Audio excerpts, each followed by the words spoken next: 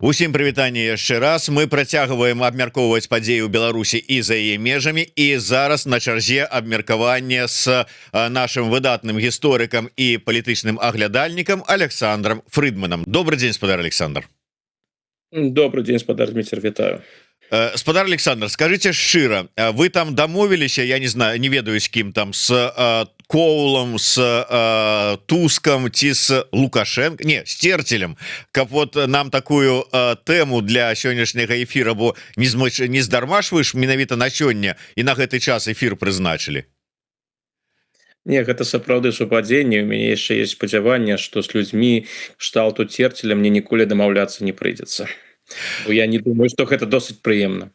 Ну да, тым не менш, нягледзячы на тое, што першапачатковы мой сцэнар нашага сённяшняга эфіру і размовы паламаны, але я думаю, што ён паламаны на карысць, таму што і нават тая тэма, якую я планаваў з вами абмеркаваць, яна атрымала новыя такія грані для того, каб на яе паглядзець. Але вызваленне тут не падыходзіць, бо тут менавіта абмен, як у лепшых шпіёнскіх дэтэктывах часоў холоднай войны. Обмен 5 на 5, ну, афіцыйная версія шпіёнаў. Як вам уся бачыцца гэтая сітуацыя? Якія у вас асацыяцыі, якія эмоцыі, якія ўражанні былі, калі вы прачыталі першыя навіны пра вось гэты абмен? Ну, калі я прачытаў першыя навіны, яны былі пра вызваленне Анджэя Пачобута, і тут, уласна кажучы, першае пытанне было, на што пайшоў Лукашенко. Якая логіка таго, што адбылося. Ну, цяпер яна больш-менш зразумела, яшчэ не ўсе імёны людзей, якія былі абменены, зразумелы і высветлены, але логіка ўсё ж такі яна вырысоўваецца. Гэта комплексная гісторыя, тут было шмат гульцоў, тут і Румынія разам з Малдовай, яны гулялі сумесна, тут відавочна і Польшча, і гэта з аднаго боку, з іншага боку Беларусь і Расія. Які быў прынцып гэтай здзелкі, каб, ну, не тое, што прынцып, я трошки патлумачу логіку, наколькі я яе разумею. З пункту гледжання расійскага і расійска-беларускага, назовем гэта так, тут ключавымі асобамі ў гэтай здзелкі былі археолог Буцягін, калі не памыляюсь, Алексей Буцягін яго завуць, і вось гэты функцыянер, былы функцыянер малдаўскіх спецслужбаў Александру Балан. Прычым у выпадку Буцягіна, што там было важна для расійскага боку? Ну, я не думаю, што Буцягін там нейкі агент, шпіён і іншае. Не, ён навуковец, які перш за ўсё займаўся навуковымі справамі, асабліва, відаць, палітыкай не цікавіўся, і працаваць у акупаваным і анексаваным Крыме ў якасці археолага для яго праблемай не з'яўлялася. Ну, тут у выпадку Буцягіна, канешне, можна паразважаць пра мараль і навуку, але ізноў жа з шпіёнскімі, рознага кшталту шпіёнскімі гісторыямі, агентурнымі гісторыямі ён, як мне падаецца, нічога супольнага не мае. Але з пункту гледжання Расіі яго лёс складваўся вельмі непрыемна. Калі Буцягін, у рэшце рэшт, менавіта за тыя нелегальныя раскопкі, якія ён праводзіў у Крыму, быў выдадзены ў краіне і апынуўся бы ў Кіеве альбо недзе ў іншым судзе на тэрыторыі Украіны на лаве падсудных, гэта з пункту гледжання Расіі гэта было б вельмі непрыемна. Па-першае, за раскопкі ў Крыму апынуцца на лаве падсудных, і тое, што Расія не здолела яго выцягнуць, то бок гэта быў вельмі моцны удар, прапагандысцкі удар па прэстыжы Расійскай Федэрацыі. Таму тут трэба было Расіі выцягнуць Буцягіна, ну, тым больш, што сапраўды яму пагражала экстрадыцыя ва Ўкраіну. Гэта першы момант.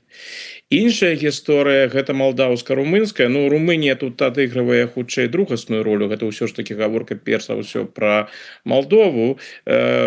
Два супрацоўніка малдаўскіх спецслужбаў, якія былі затрыманы на тэрыторыі Расіі, і, канешне, Малдове было патрэбна іх нейкім чынам вярнуць. Такую магчымасць яны атрымалі у асобе былога топ-функцыянера малдаўскіх спецслужбаў Александру Балана, якога там у Малдове абвінавачвалі, нават асудзілі за разгалошванне дзяржаўных таямніцаў, якому таксама пагражалі наступныя судовыя працэсы і ў Малдаве, і ў Румыніі, і там яго абвінавачвалі ў супрацоўніцтве з беларускімі спецслужбамі, што ён перадаваў нейкую інфармацыю супрацоўнікам беларускага КДБ.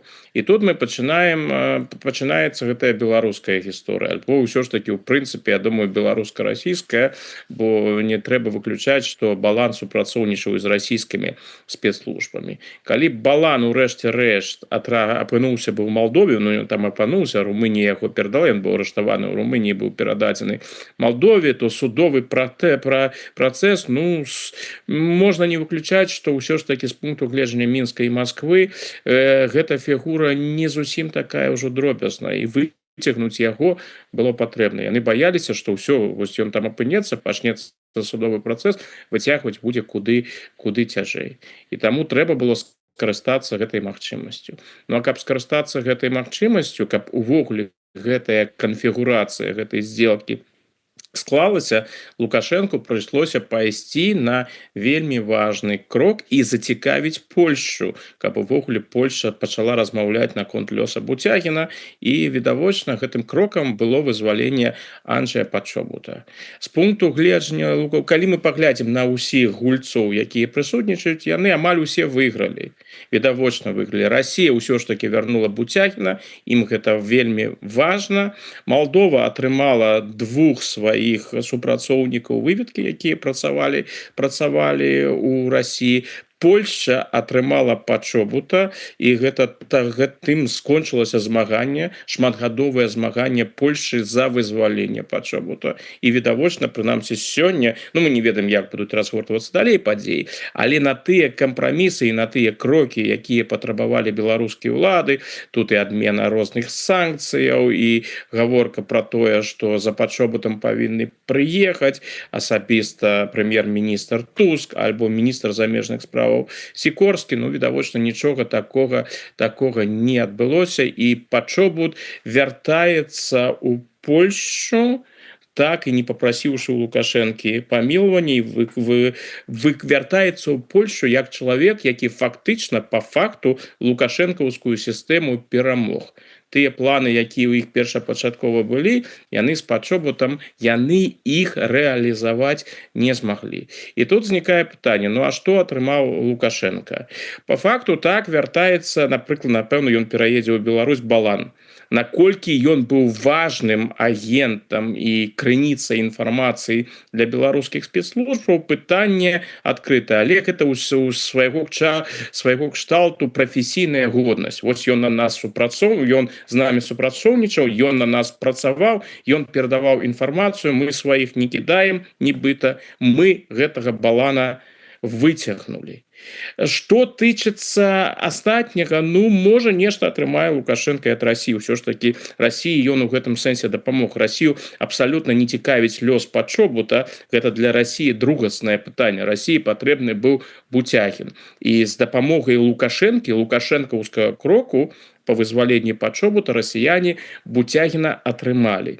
Ну, магчыма, Лукашенка атрымае за гэта ад Расіі нейкую кампенсацыю. Але калі ўзяць у моманце, ён пазбавіўся, напэўна, аднаго з сваіх апошніх козыраў на перамовах з заходнім бокам, у гэтым выпадку на перамовах з Польшай. Зараз выказваюцца розныя версіі, што і будуць нейкае там эканамічнае паляпшэнне стасункаў, іншае, ну пакуль гэта ўсё ў тэорыі.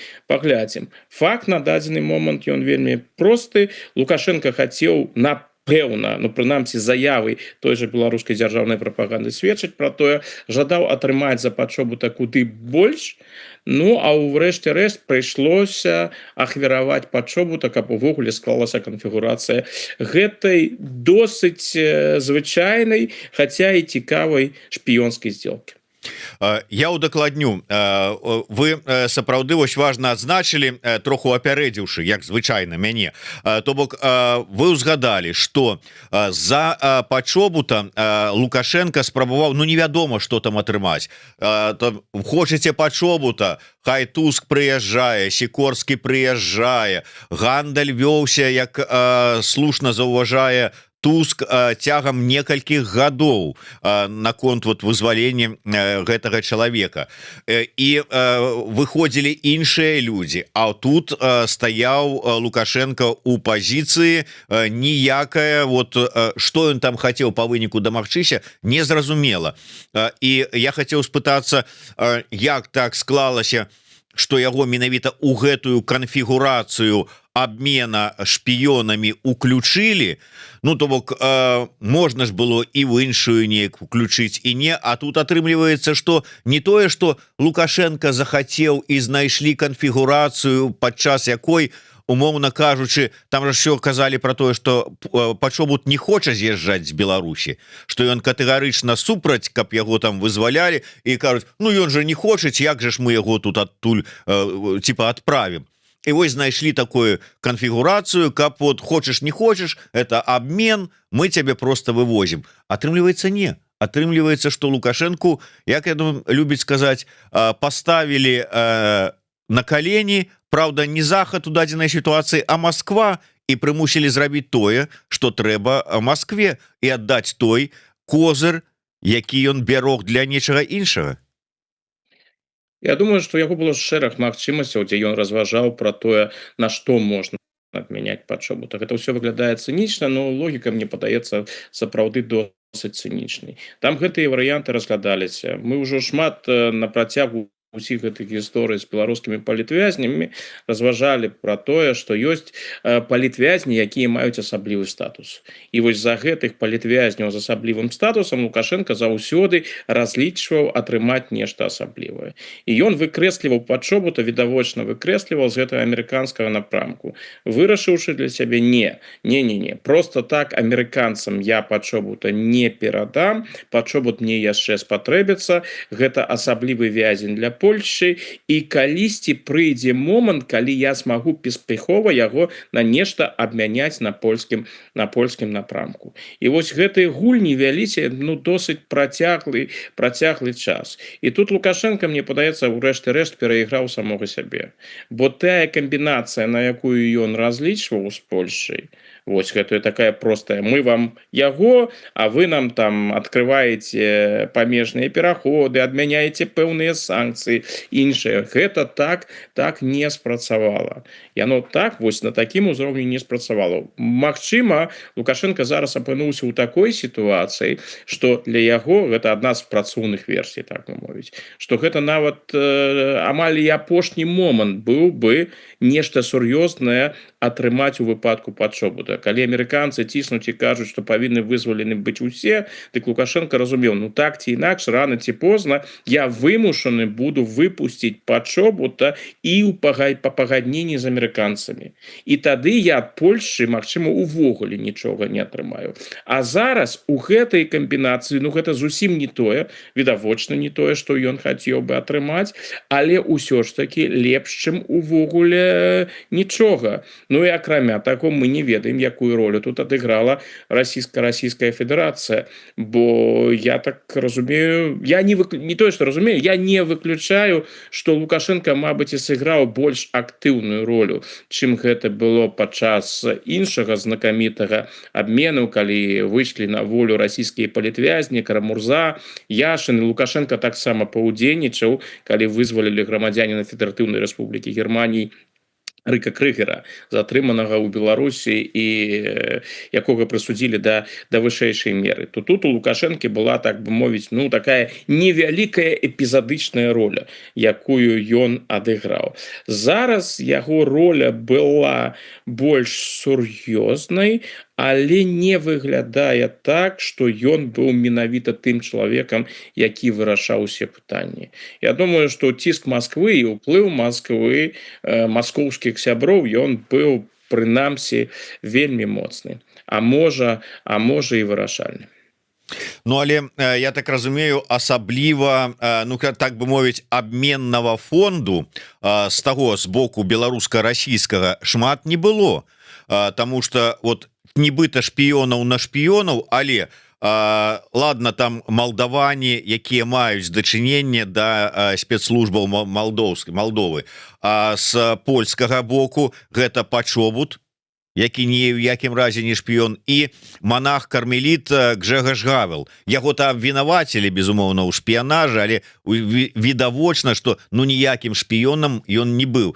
То бок альбо вот менавіта такой как бы абменнага фонду няма, вот у гэтай шпіёнскім такім аспекце, альбо менавіта патрабаванне было адсюль с этого боку, что нам вот гэты, хай гэта называется обмен шпіёнамі, но нам патрэбны вось гэтыя людзі. Ну ізноў жа, калі ты вяртаеш супрацоўнікам спецслужбаў, як это было ў выпадку Балана, ну ты мусіш таксама прапанаваць, звычайна гэтыя абмены ідуць па прынцыпе агент на агента. У гэтым у савецкія часы яно практыкавалася таксама, там было трошки інакш, там было шэраг савецкіх дысідэнтаў звычайна, якіх абвінавачвалі ў Савецкім Саюзе па шпіёнскім артыкулам і якія лічыліся ў Савецкім Саюзе агентамі і шпіёнамі. Напрыклад, амаль адзін з самых знакамітых выпадкаў гэта лёс Анатоля Шаранскага, будучага і савецкага дысідэнта і будучага ізраільскага палітыка і міністра ў розных ізраільскіх урадах. Ён быў абвінавачаны ў Савецкім Саюзе ў шпіянажы на карысць Злучаных Штатаў. Там у 86 годзе яго абменьвалі не як дысідэнта, хаця відавочна было, што ніякім шпіёнам ён не з'яўляецца. Яго абменьвалі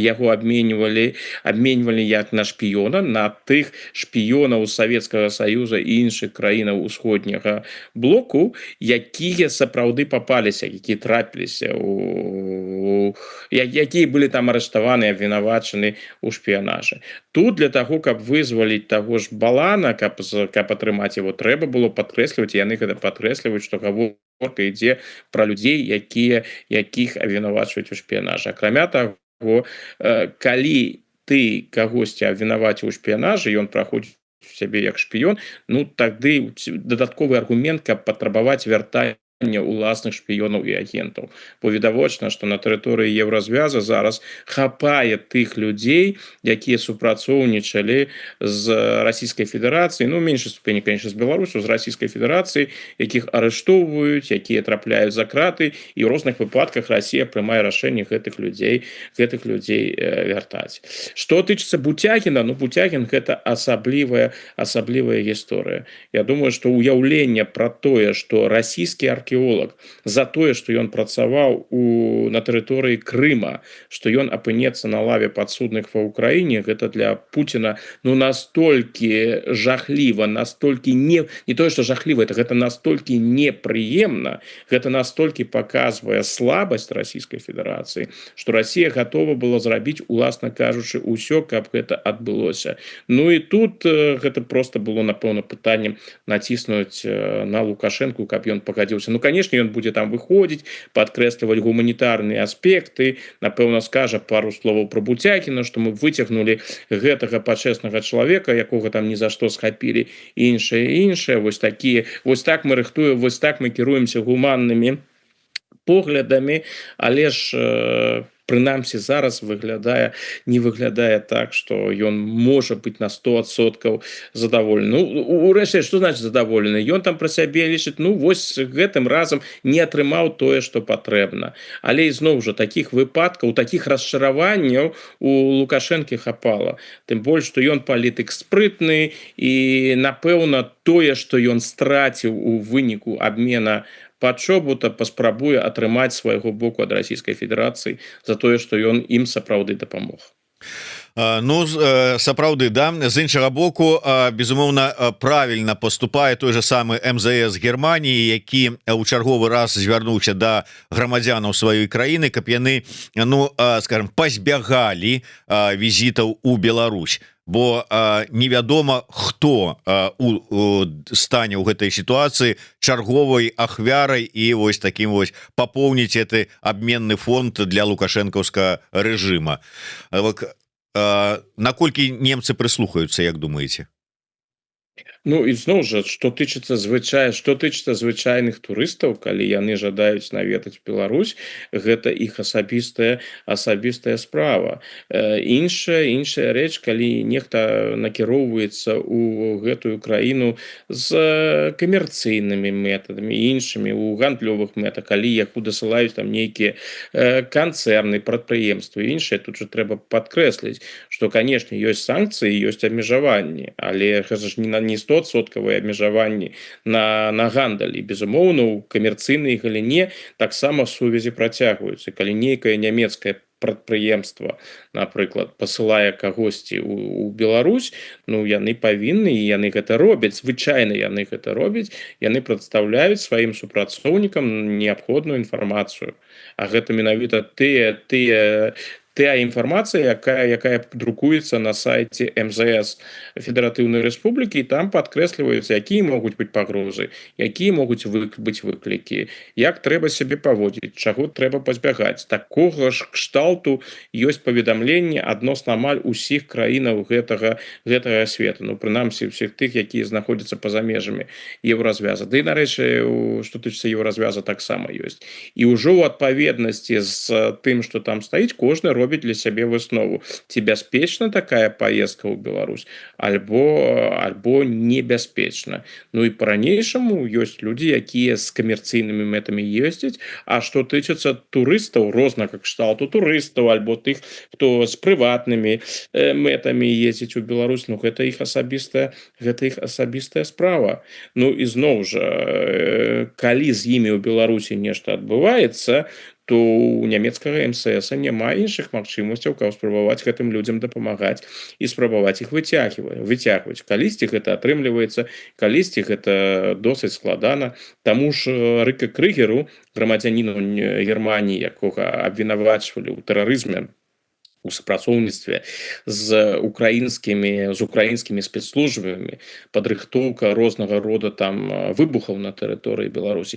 Яму таксама нямецкі МЗС па тым магчымасцям, якія ёсць, аказвалі дапамогу. Тое, што чалавек не прыслухоўваецца да такога кшталту паведамленняў і ўсё ж такі накіроўваецца ў такую краіну, як Беларусь, альбо ў такую краіну, як Расія, рызыкуючы, ну гэта яго справа, а справа МЗС дапамагаць гэтым людзям. Тут усё досыць простая логіка. Ну так, але калі ўжо загаварылі пра камерцыю, вось вы на самом пачатку узгадалі пра тое, што зараз пачаліся размовы, што можа быць у выніку гэтага вызвалення як пачобута, так як вот вынікае і Гавала, двух людзей важных для польскага боку, каб яны былі на волі.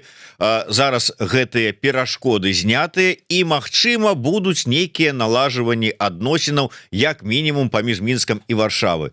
Вы допускаете такое налаживание адносінаў, пацяпленне адносінаў паміж Беларусью і Польшчай, а можа быть і шырэй з Еўросаюзам, вось на падставе гэтага, что ну вот глядзіце, выйшлі людзі на волю. Я гэтага не выключаю, але б я гэта не звязваў ўсё ж таки з гэтай сделкай. Усё ж таки яна так галоўным чынам абмяркоўвалася на ўзроўні спецслужбаў. Гэта такая досыць тыповая шпіёнска-спецслужбіцкая гісторыя, калі дазволіце. Што тычыцца ўвогуле паляпшэння стасункаў паміж Беларусю і Еўразвязам, дык гэта залежыць не толькі ад таго, што там Лукашенко кагосьці выпусціў. Гэта залежыць ад галоўнага кантэкста. Галоўны кантэкст — гэта кантэкст вайны, якую Расія працягвае весці супраць Украіны.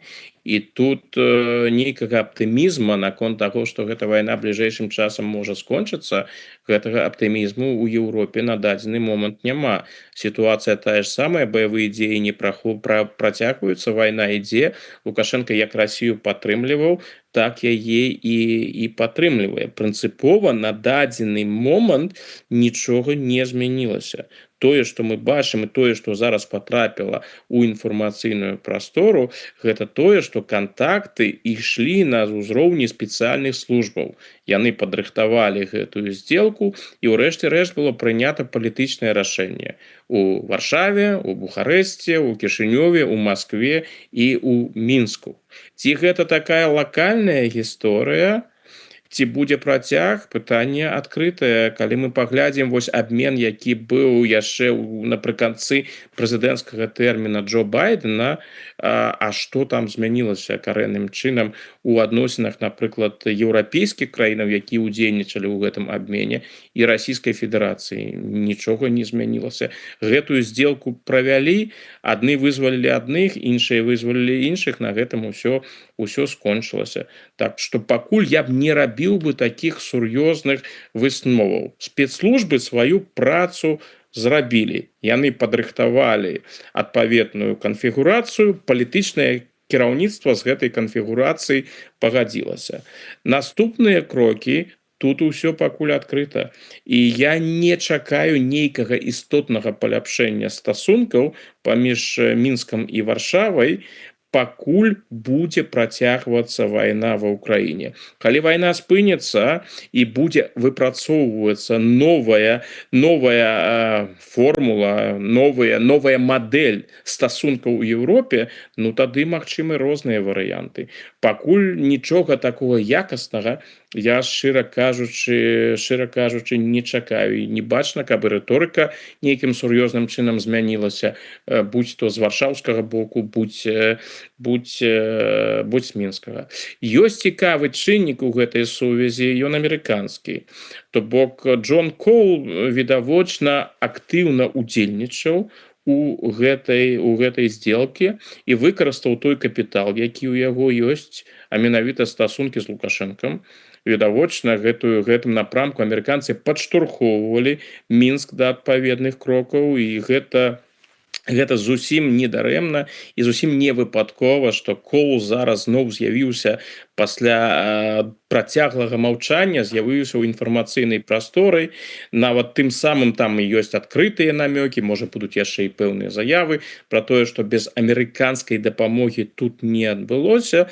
І з другога боку Коул таксама анансіраваў свой візіт у Беларусь на працягу 2 альбо 3 тыдняў. Ну, значыць, будзем разглядаць прынамсі на дадзены момант як сённяшнюю сделку, як і пэўны крок да той самай вялікай сделкі, пра якую казаў Лукашенко, і якая можа адбыцца бліжэйшым часам, калі Коул з'явіцца ў Беларусі. Але ізноў жа рабіць вось гэтага высновы, што зараз усё палепшыцца і ў стасунках паміж Еўропай і Беларусю, я б гэтага не чакаў бы. Гэта тое, што сёння адбылося, сведчыць пра тое, што кантакты пэўныя на ўзроўні спецслужбаў прынамсі ёсць, і ёсць зацікаўленасць гэтыя кантакты развіваць. Амерыканцы працягваюць цікавіцца Беларусю, і Коул працуе на абазначаным напрамку, але пакуль фундаментальна у еўрапейска-беларускіх стасунках нічога не змянілася. Як будзе далей, пабачым. Ну так, вось Дональд Туск напісаў з нагоды гэтага вызвалення: абмен на польска-беларускай мяжы — гэта кульмінацыя складанай дыпламатычнай гульні, якая доўжылася 2 гады і была поўная драматычных паваротаў. Яна была паспяховай дзякуючы выдатнай працы нашых службаў, дыпламатаў і пракурораў, а таксама вялікай дапамозе нашых амерыканскіх, румынскіх і малдаўскіх сяброў. Дзякую ўсім ад імя Анджэя Пачобута і ад сябе. То бок сапраўды гэта была такая агульная, ну прынамсі на фінальным этапе агульная такая справа, агульная гульня. І ці можна сказаць, што вось такая ўжо кааліцыя склалася, і можа быць не толькі трэк Вашынгтон-Мінск, але вот і такі вось, можа быць, еўрапейскі трэк па выцягванню, там перамовам, выцягванню людзей з-за кратаў сфармуецца. Я б сказаў, што мы маем справу з так званай, я выкарыстаю гэты тэрмін, які зараз актыўна па-ранейшаму ужываецца, кааліцыя зацікаўленых, што аб'яднаных агульным інтарэсам. Польшча, якая жадала выцягнуць Пачобута і іншых сваіх грамадзянаў, якія знаходзіліся на тэрыторыі Беларусі, ну гаворка пераважна ідзе, канешне, пра Пачобута. З другога боку Малдова зацікаўленая ў тым, каб вярнуць сваіх супрацоўнікаў, бо ізноў жа гэта пытанне прэстыжу і пытанне гонару дзяржавы. Калі супрацоўнікі тваіх спецслужбаў арыштаваны, знаходзяцца на тэрыторыі іншай краіны, то гэта справа гонару для кожнай краіны паспрабаваць іх выцягнуць. Тым больш, што выцягнуць з тэрыторыі Расіі, ну гэта, мякка кажучы, зусім непроста. І тое, што у Малдовы гэта атрымалася, гэта поспех. Безумоўны поспех.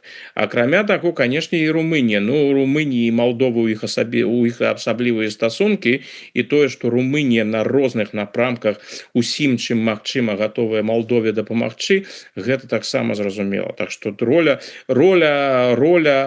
Румыніі тут хутчэй роля краіны, якая дапамагала, выкарыстоўвала свае куды большыя рэсурсы, чым яны ёсць у Малдовы, каб дапамагчы сваім партнёрам у Кішынёве.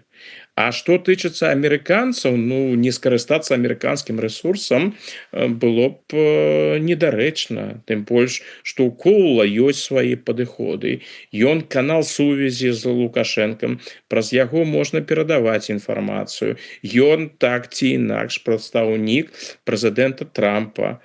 І ён зацікаўлены ў тым, каб рабіць вынік. І мне падаецца, што Коулу, як чалавеку, яму прыемна, што вось ён пра сваю дзейнасць, што ён не толькі прасоўвае амерыканскія інтарэсы, і зноў жа, я гэта казаў у розных эфірах і паўтаруся, амерыканскія інтарэсы, эканамічныя, палітычныя і іншыя, гэта галоўнае.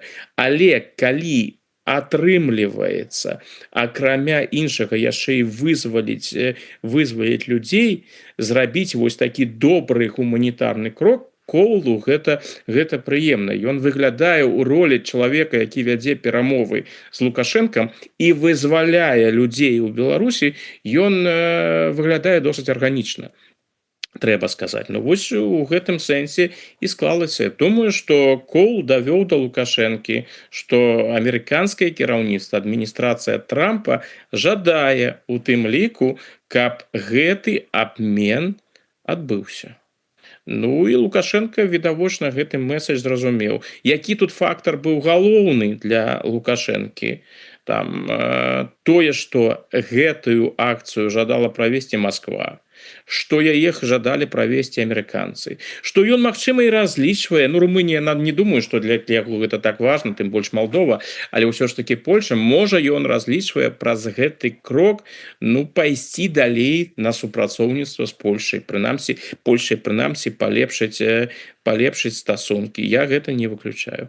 Што хутчэй малаверагодна, і тут бы я ўсё ж такі, напэўна, мне падаецца, трэба адрозніваць паміж Іванам Церцелем і Александром Лукашэнкам. Іван Церцель, ну, відавочна, гэта архітэктар гэтай канфігурацыі з беларускага боку, і для Церцеля, як кіраўніка КДБ, думаю, што гэта ў пэўным сэнсе і справа гонару выцягнуць свайго калегу Балана.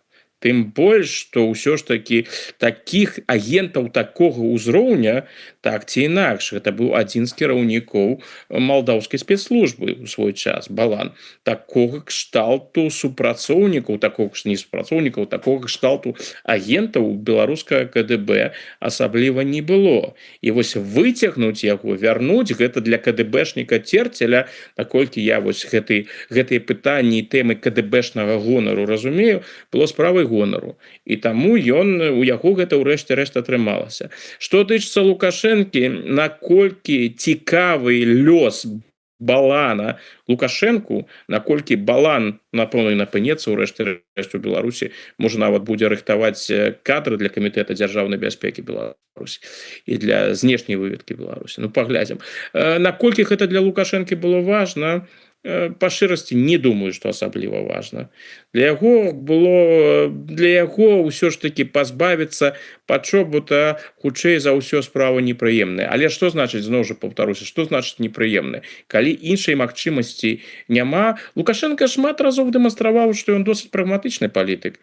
І ён ідзе на непрыемныя крокі. Я думаю, што калі б гаворка ўжо ішла пра Лукашэнку, яго пачуцці і эмоцыі, дык усе палітвязні, якія апынуліся ўрэшце рэшце рэшту на волі, яны бы ўсе па-ранейшаму былі за кратамі.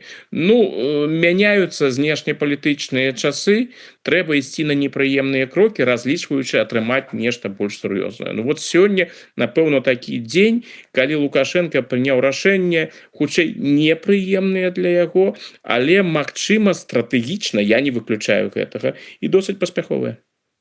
Я хотел бы яшчэ один момант закрануть у сувязі с допісам Дональда Туска, і ён кажа, что першае пытанне, якое задаў Пачобут, гэта было: ці магу я вярнуцца дадому у Беларусь.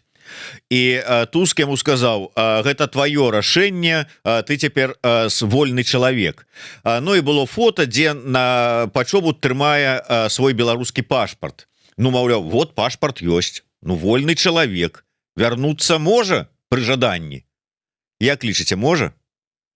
Ну, тэоретычна, канешне можа, і я не ведаю, што Лукашенко у гэтым выпадку будзе рабіць. Хаця што значыць будзе рабіць? Думаю, што паспрабуе зрабіць тое ж самае, што яны зрабілі з Міколам Статкевічам, які адмовіўся выязджаць. Так што Ну, Статкевіч-то адмовіўся выязджаць, ён быў на тэрыторыі Беларусі, і яго просто как бы насуперак усяму вярнулі, так бы мовіць, за краты. У дадзеным выпадку чалавек выехаў, пашпарт мае, і тут можна зрабіць прасцей тое, што зрабілі ў дачыненні да іншых палітвязняў, якія з пашпартамі выехалі, а потым апынулася, што пашпарты ім анулявалі.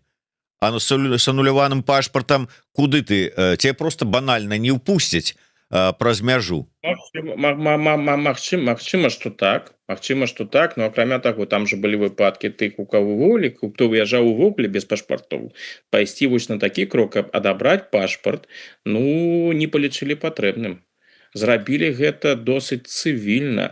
Я б нават сказаў, гэта вельмі важны момант у кантэксце Пачобута. Калі паглядзець на тыя наратывы, якія распаўсюджваліся вакол Пачобута на працягу ўсіх гэтых гадоў, заўсёды падкрэслівалася ягоныя сувязі з Польшчай. Ён у прапагандзе падаваўся не як грамадзянін Беларусі, нават не як чалавек, які звязаны з Беларусю. Заўсёды яны падкрэслівалі ў сваёй дзяржаўнай прапагандзе, што гэта чалавек польскага паходжання, першае, што гэта чалавек, які паходзіць, які мае польскае грамадзянства, які звязаны з Польшчай. То бок там вобраз чалавека, звязанага з Беларусю, яго ўвогуле ў дзяржаўнай прапагандзе не было. З Пачобута рабілі замежніка, з Пачобута рабілі паляка. І ў гэтым сэнсе абмяняць яго, забраўшы ў яго беларускі пашпарт, ну гэта было б досыць лагічна у кантэксце этой прапаганды. З іншага боку, калі ты зацікаўлены, каб усё прайшло спакойна, цывільна, без розных скандалаў і нават без дадатковай інфармацыі, бо прынамсі тое, што мы зараз бачым з беларускага дзяржаўнага боку, яны не зацікаўлены, каб гэта стала сур'ёзнай тэмай. Яны не зацікаўлены ў тым, каб гэтую тэму прасоўваць. Так, пропала сувязь са спадаром Александром. Тое, што яны там кажуць, што вось яны яго, што вось ён пайшоў і на каго яго абмянялі. То бок, можа быць, яны вырашылі зрабіць проста вось так, зробім па магчымасці цывілізавана, потом гэты пашпарт яго можна і ануляваць, но ізноў жа Пачобут вядомы як чалавек упарты, тут цяжка сказаць, што ён у рэшце рэшт будзе рабіць, ці будзе ён спрабаваць патрапіць на тэрыторыю Беларусі ці не. Ну я мяркую, што ў Мінску да гэтага сцэнарыя падрыхтаваліся. Калі нешта такое адбудзецца, мы зможам лепш зразумець стан сённяшняга рэжыма. Калі яны зацікаўлены у тым, каб не было дадатковых праблемаў, каб не пагаршаць стасункі з Польшчай ізноў, ну тады яны проста не пусцяць Пачобута праз мяжу. Калі ім уся роўна, ну так, і гэта сапраўды ўсяго ліш гэтая шпіёнская гісторыя, то я не выключаю, што яны іх упусцяць і арыштуюць і скажуць тое ж самае. Ну глядзіце, ён вярнуўся, ну раз вярнуўся, накіроўваецца туды, адкуль прыйшоў. Але зноў жа не хацелася быць сведкам такога эксперымента. Усё ж таки, конечно, Туск мае рацыю, пачобут вольны чалавек, і ён сам будзе вырашаць свой лёс. Ну вельмі не хацелася, каб ён ізноў апынуўся за кратамі. Ну так, вось дарэчы, польскі палітолог Каміль Клысінскі лічыць, што вось тое, што Андрэя, як ён сказаў, запакавалі ў гэтую кампанію, гэта таксама такі крок прыніжэння з боку Мінска у дачыненні да Анджэя Пачобута. Вось ён піша, што типа цынічны ход Мінска, каб паказаць: ну глядзіце, мы аддалі аднаго злачынцу у абмен на наших герояў, якія працавалі на карысць нашай краіны, Беларусі і, магчыма, Расіі. Ну то бок, можа быць, і так можна гэта ўспрымаць ўсё ж таки, як такі не маючы іншага выйсця, можа быць, і как бы так паспрабаваць абразіць запакоўкай, як кажа Каміль, у такую кампанію. Хаця я не думаю, што калі ўзнікла пытанне, калі Москва загадала вот далучыцца да гэтага абмена, що тут нейкія думалі пра нейкі цынізм і абразы. Я тут не пагаджуся, тым больш, што, канешне, калі паглядзець на гэтую кампанію, то ізноў жа можна по-рознаму ставіцца да археолага Буцягіна і да ягонай працы ў Крыму. Але ізноў жа я дазволю сябе гэта сказаць, гэта відавочна не самая горшая кампанія, якую можна сябе уявіць. Гэта першы момант. І другі момант, тут я трошки бы паразважаў бы як гісторык. Калі паглядзець на тое, што застаецца. Калі вось мы разглядаем гістарычна такія прыклады абменаў, хто быў абменены, на каго быў абменены, ну так фактычна дэталі, розныя асобы, якія ўдзельнічалі, не настолькі знакамітыя асобы, яны ў рэшце рэшт на старонкі падручнікаў гісторыі яны не трапляюць. І з гэтага абмену застанецца толькі, мне падаецца, у гісторыі адзін чалавек. І гэты чалавек Андрэй Пачобут. Усе, хто там яшчэ быў, што вось быў такі агент беларускіх спецслужбаў Балан, што былі супрацоўнікі малдаўскіх спецслужбаў, якія знаходзіліся ў Расіі. Ну, можа, ў малдаўскім кантэксце гэта і захаваецца.